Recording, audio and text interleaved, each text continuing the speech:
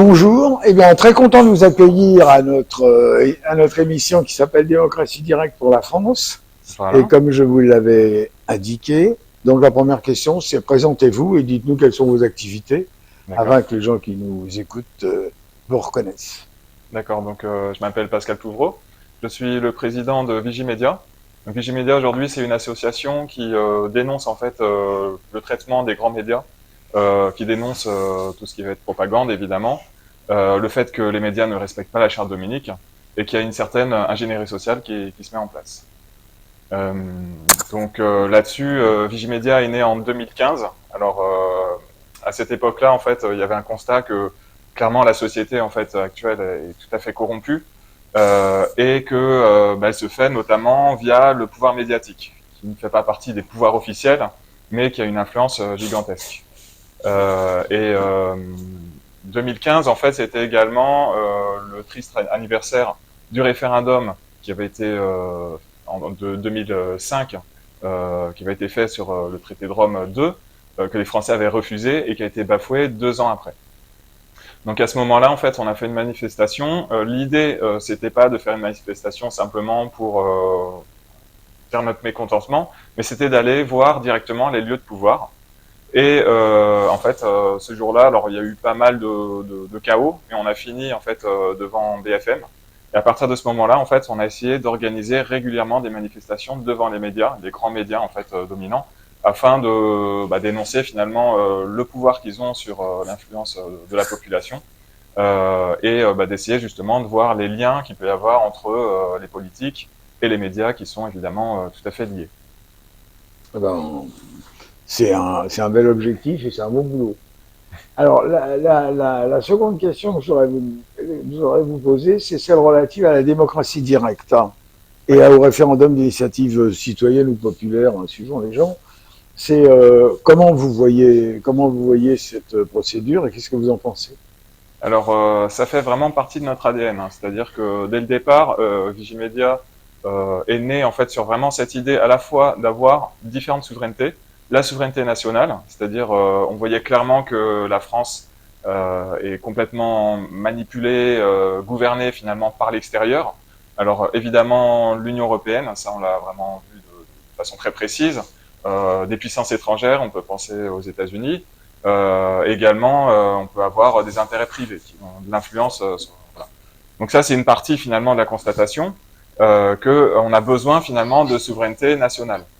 Mais en fait, on ne s'arrête pas là. L'idée, c'est de chercher également cette idée de souveraineté populaire, parce que on constate finalement que quand bien même la France aurait les moyens, les manettes finalement pour contrôler le pays, on voit que la France, en fait, n'a jamais, en tout cas, nous le considérons que la France n'a jamais été en démocratie. La démocratie, qu'est-ce que c'est? C'est le pouvoir du peuple par le peuple. Et d'ailleurs, c'est dans la Constitution. Et ce par le peuple, finalement, il est très édulcoré, dans le sens où le simple droit qu'on nous donne de réfléchir à la politique, c'est de d'élire en fait des personnes qui ont été nommées, qui ont pu passer certaines barrières du système et qui sont médiatisées. On le voit aux élections, malheureusement, le pourcentage finalement qu'obtiennent les candidats est directement corrélé en fait avec le temps d'exposition dans les médias. L'avènement de Macron a été vraiment extraordinaire là-dessus parce que enfin vraiment quasiment personne ne connaissait, a été vraiment mis au haut du podium par les médias. Et donc forcément, il y a ce lien avec les médias qui est très fort lorsqu'on pense démocratie. Euh, on on s'inspire en fait de nombreux travaux. Il y a plein d'organisations, de personnes qui ont vraiment réfléchi de façon très avancée à la démocratie et on reprend finalement beaucoup de leurs idées.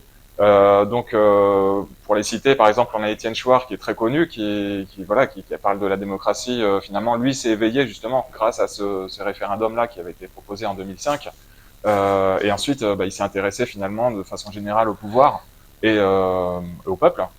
On peut avoir Yvan Bachot, qui est une personne qui a vraiment bien expliqué justement le RIC et qui a beaucoup réfléchi là-dessus.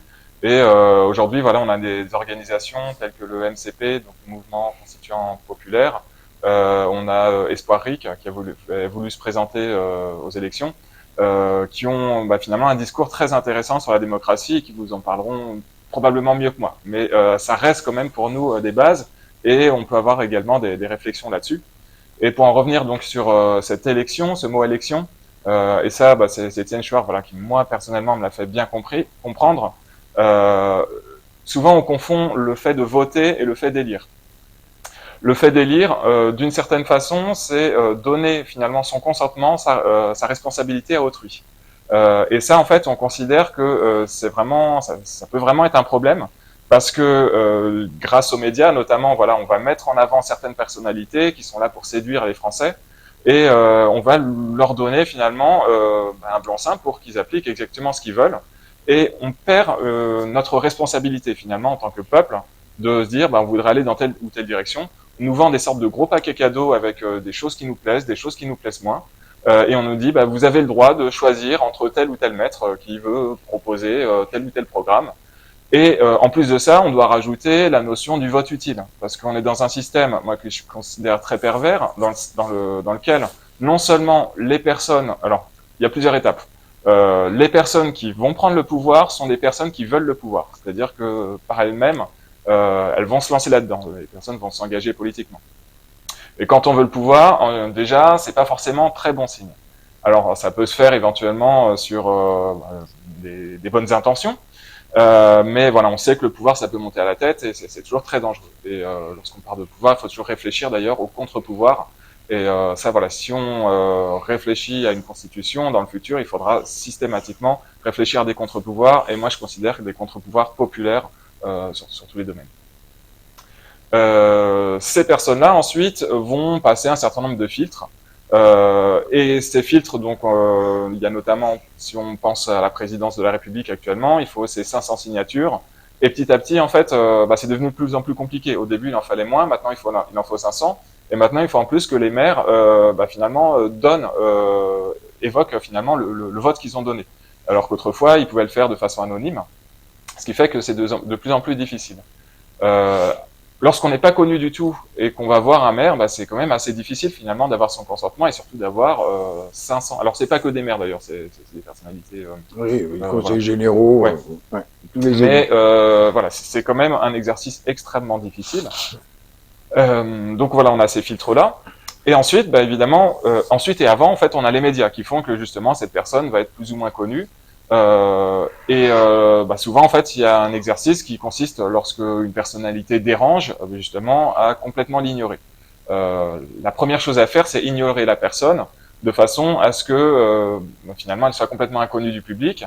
Et lorsque vraiment on ne peut plus l'ignorer, là, en fait, on va essayer de lui trouver des coups, enfin, en tout cas, de la baisser, de faire en sorte qu'elle ne puisse pas s'exprimer. Voilà, en termes médiatiques, il y a encore une fois, les médias ont un énorme pouvoir là-dedans, dans l'exercice du pouvoir. Et ensuite, quand bien même la personne arriverait au pouvoir, elle a proposé un programme avec des choses bonnes, des choses moins bonnes, et ça fait partie de la Constitution. On n'a pas de mandat impératif, c'est-à-dire que les personnes qui arrivent au pouvoir ne sont pas obligées de respecter le programme qu'ils nous ont donné. Voilà, ils sont vraiment en roue libre. Et aujourd'hui, on le voit complètement avec Emmanuel Macron qui fait exactement ce qu'il veut. Et alors là-dessus, nous on considère que nous ne sommes pas en démocratie pour ces différentes raisons. Le fait que le peuple se fait sans cesse bafouer, et aussi que finalement on ne laisse pas on pourrait dire de champ d'expression et de réflexion à la population pour travailler la politique. Un espace de liberté. Voilà, un espace de liberté. C'est-à-dire que chacun le fait s'il le souhaite, mais on ne pousse pas en fait les gens à réfléchir. On est vraiment très passif en termes de population. Et ça, c'est quelque chose que j'ai pu repérer. En fait, c'est que actuellement, il y a vraiment. Alors moi, je suis né en 1984. Je fais partie d'une génération, il me semble, qui n'a jamais vraiment été dupe en fait que les politiques, les médias nous mentent et qu'ils font leur petite affaire. Ça, c'est quelque chose qui se sait. Moi, j'ai grandi avec les guignols de l'info qui rigolaient pas mal par rapport à ça. Et j'étais tombé dans une sorte de cynisme en me disant, bah, de toute façon, en fait, on sait qu'ils mentent. On sait en fait qu'on n'a pas le pouvoir de les arrêter, donc je m'intéresse à moi, je m'informe pas forcément sur le monde, et bah, je reste sur mes petites affaires. Et finalement, bon, moi, c'est en 2005 que j'ai commencé un petit peu à me, 2000, pardon, 2009, j'ai commencé donc à 25 ans, un peu à m'éveiller en voyant que, bah, justement, sur Internet, en fait, il y avait autre chose. Et je me suis rendu compte que c'était un instrument du pouvoir finalement de faire en sorte que la politique ça nous ennuie, qu'on a l'impression qu'on n'ait pas de pouvoir.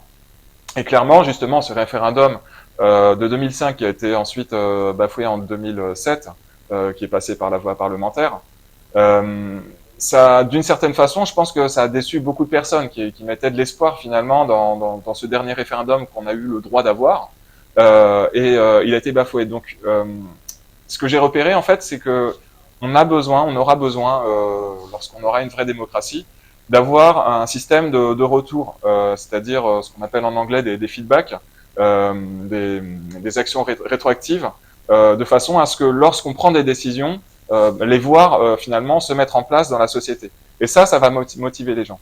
La motivation est quelque chose de très important. On peut réfléchir au meilleur système du monde. Si la population n'est pas motivée justement pour réfléchir à la société, réfléchir à la cité, telle qu'on la présente, bah en fait finalement il y a toujours des personnes qui vont essayer de hacker entre guillemets le système et d'en profiter. Et donc là-dessus il y a différents outils qui peuvent exister en termes de démocratie. Bah, le premier outil finalement que tout le monde connaît, c'est donc l'élection, qui est un type de vote, mais un vote très très limité justement, qui consiste à donner sa représentation à autrui. C'est pour ça que certains voilà, disent qu'on est en démocratie. Mais il y a différentes strates de la démocratie, et je considère que là, on est vraiment au ras des pâquerettes, on est tout en bas. Et donc, il y a cet outil du référendum qui existe. Le dernier, alors là, ça commence à faire longtemps, on va bientôt arriver justement aux 20 ans, et bah, j'arrête pas d'en parler, c'est ce fameux référendum de 2005 sur le traité de Rome, qui a été bafoué. Et donc, en fait, il y a des jeunes aujourd'hui qui n'ont jamais connu ça. Moi-même, lorsque c'est arrivé, j'étais pas assez mûr politiquement pour vraiment me rendre compte des choses. Néanmoins, je voyais qu'autour de moi, vraiment la population, la famille, les collègues, et ainsi de suite, beaucoup de personnes s'y intéressaient. Et on sentait qu'il y avait vraiment une effervescence et beaucoup d'espoir finalement là-dedans en se disant, bah, enfin, on nous donne la parole, on peut s'exprimer. Donc voilà, ça c'est un outil. Et le problème, c'est que notre référendum dans la 5e constitution française est limité, dans le sens où il y a cette notion de... Alors, on parle beaucoup du RIC ou du RIP, hein, référendum d'initiative citoyenne ou populaire, qu'on voudrait mettre en place en opposition justement au référendum actuel. Et là, en fait, il y a la notion d'initiative qui est très importante à comprendre. C'est qui, en fait, réfléchit à la modification. Donc, ça peut être la loi qui va être apportée, qui va être défaite, une personne qui pourrait être rejetée, ça pourrait être la modification de la Constitution, qui, en fait, réfléchit à cette question et la pose aux Français. Et donc, actuellement, donc, dans la Constitution, il y a deux façons d'y arriver. C'est ou bien par directement le gouvernement, ou bien par la voie parlementaire, mais jamais finalement le peuple lui-même peut réfléchir à une loi et la proposer. Alors il peut éventuellement la proposer justement à ses parlementaires, et si les parlementaires veulent bien, ça va être porté. On a vu, alors il me semble que c'était en 2019-2020, il y avait un référendum justement d'initiative partagée qui a été lancé sur l'aéroport de Paris, et c'était en fait un très bon exemple finalement, parce que il fallait donc que, je crois que c'est à peu près 10% des Français votent en fait sur un site officiel du gouvernement qui était très mal fait d'ailleurs. Moi, je suis allé et, par exemple, il fallait mettre le code de sa ville, mais ce n'était pas le code postal, c'était un autre code. Et il y a beaucoup de gens en fait qui ont du mal. Mais au-delà de ça, arriver à rassembler 10% de la population, c'est pas évident. C'est très compliqué. Non seulement donc il n'a pas été lancé directement par les citoyens. Ensuite, il y a eu cette barrière qui n'a pas été atteinte, mais en fait, finalement, le référendum a été arrêté. Et quand bien même nous serions arrivés à rassembler les 10% des Français, ben en fait, ça a pu être rejeté. Donc, cette idée de référendum d'initiative citoyenne, l'idée, c'est que ce soit n'importe quel citoyen qui puisse faire une proposition, que cette proposition puisse monter. Alors, il y a mille et une façons de créer des RIC. Et c'est là, je reviendrai après, il peut y avoir des pièges aussi. Mais l'idée, donc, c'est d'avoir cette proposition, que des gens votent pour cette proposition. Et si elle atteint un certain seuil, là, elle va être déclarée officiellement. Il y aura un temps de campagne où on peut avoir des débats, et il faudrait que ce soit des débats équilibrés, avec le pour, le contre. Et ensuite, il y a enfin le choix du peuple qui va, par référendum, dire oui ou non à la question à qui. Voilà. Je me perds un petit peu.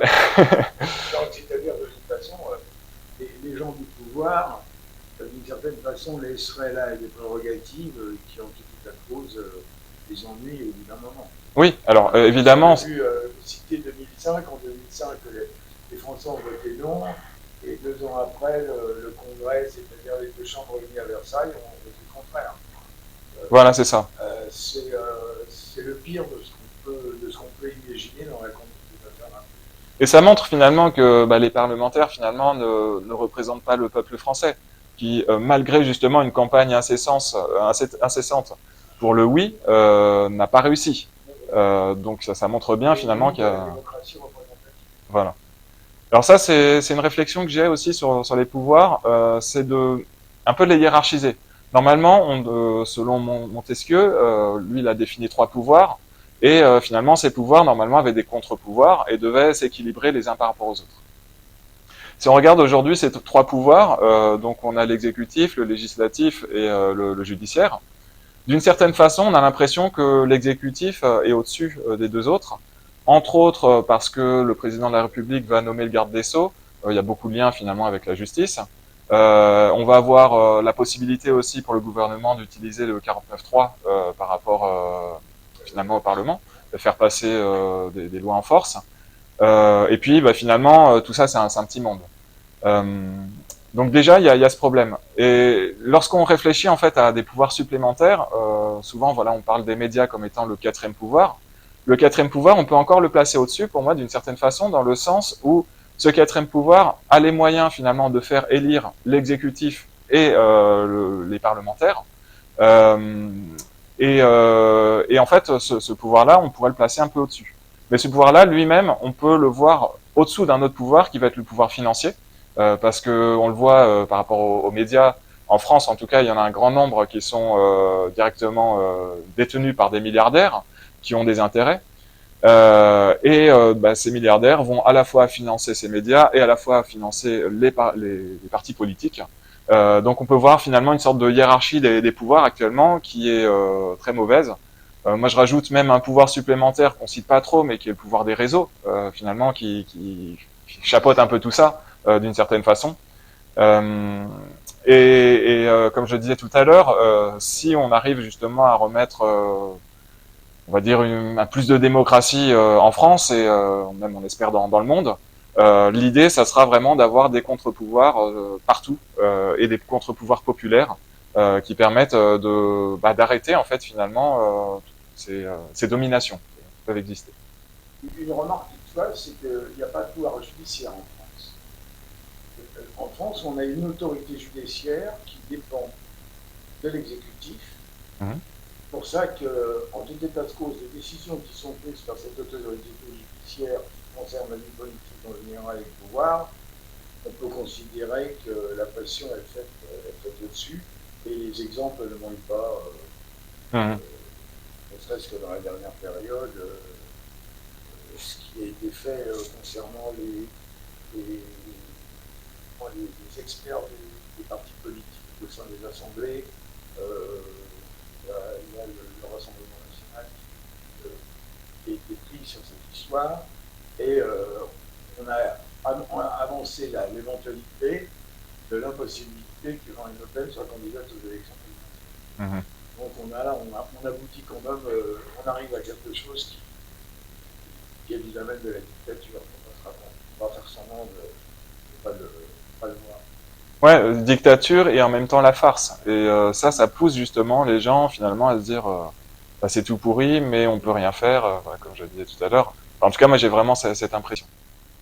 Ouais. Sinon, Vigimedia a pas mal finalement côtoyé les gilets jaunes.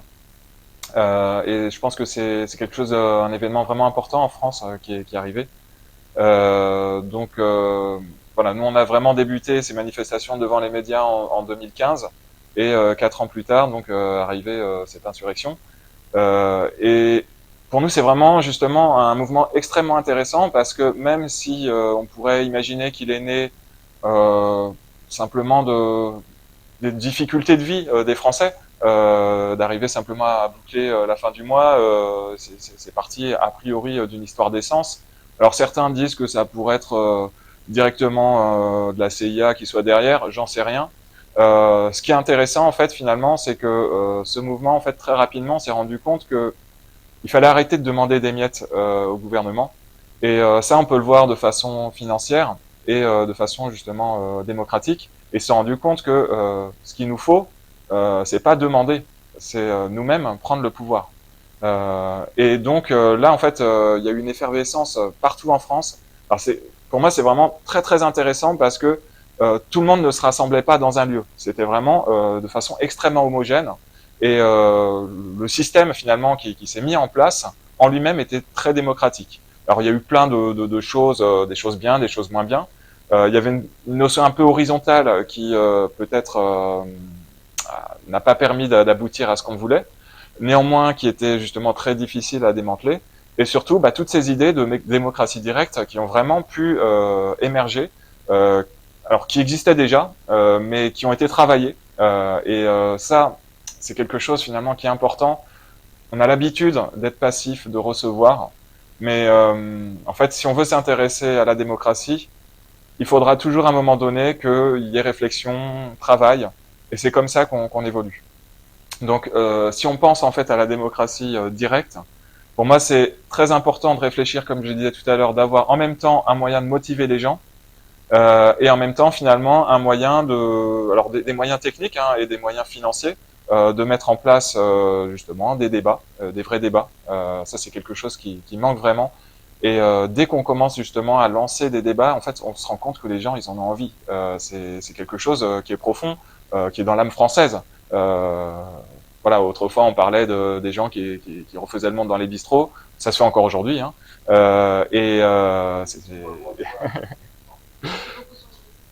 Hmm.